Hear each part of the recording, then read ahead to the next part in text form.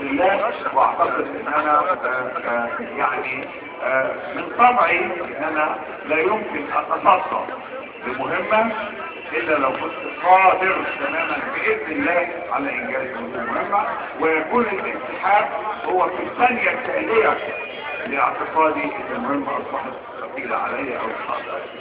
انا كلمتي واحدة، تعيشي كده، لا ارى اي غضاضة في ان انا ابرز كل ما في صدري. الامانة مطلوبة، الطرح الطريق مطلوب، المواجهة مطلوبة، امانة العرض مطلوبة. اعد ان انا ابذل كل ما في وسعي اذا اراد لي سبحانه وتعالى ان يقول بهذه المسؤولية. ربنا يوفقنا جميعا. واذا كان هناك اي سؤال، انا حرصت على وقت حضرتك، اذا كان هناك في سؤال يستحق الكل انا اقوله عشان بس ما نعيش باقي الحدود، واذا كان هناك حاجه خاصه يبقى بيني وبينه في عشان ما نلاقيش بينه. انا تحت الامر. انا حاضر يا فندم. انا اتفضل يا فندم. اتفضل يا فندم.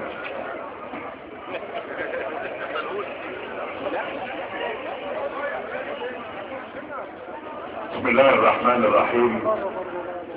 واحنا جيل 70 سنة الحقيقة مش جايين عشان نجامل الفريق احمد شاكوش، وانما جايين نجامل شخص هذا الرجل الدكتور احمد شاكوش.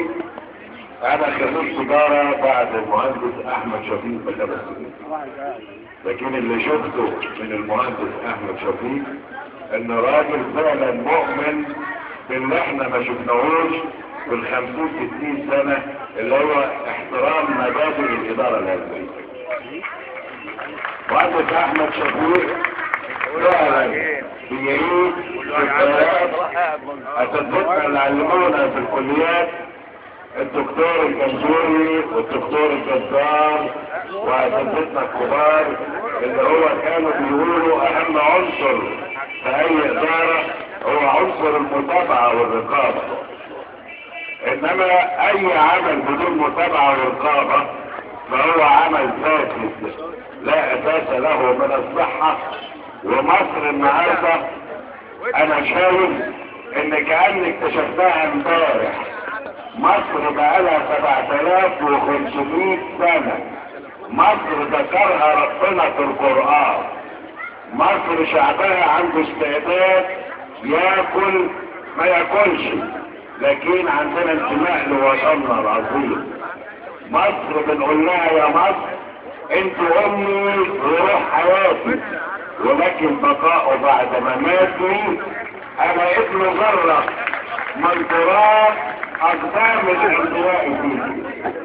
ارجع للدكتور شفيق واقول له فعلا قيمة الشخصية بتاعتك شمس ان دلت تدل على اهم حاجة وعملت في مصر، الاهتمام بالثروة البشرية اللي هي موارد الثروة البشرية. ايام عبد الناصر لما عمل عدالة اجتماعية كان بيقضي على الاقطاع اللي هو كان واحد وبيفرق ثروته على بقية الناس. النهارده ان كنا 100 شخص فاحنا بقينا عندنا 70 شخص فاسد.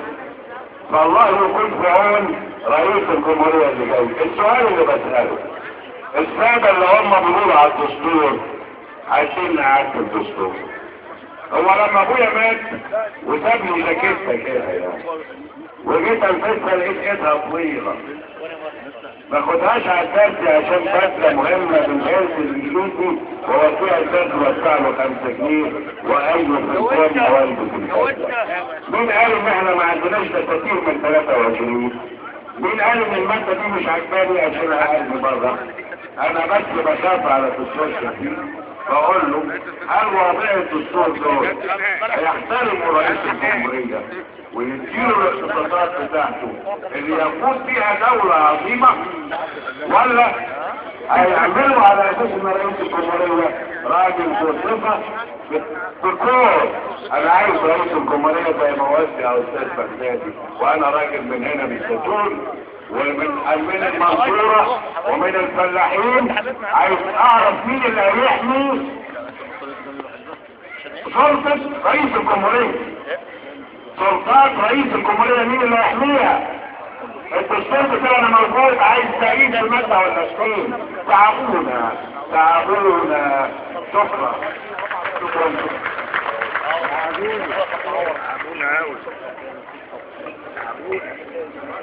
تعبونا مش عارفين ايه ولا ايه.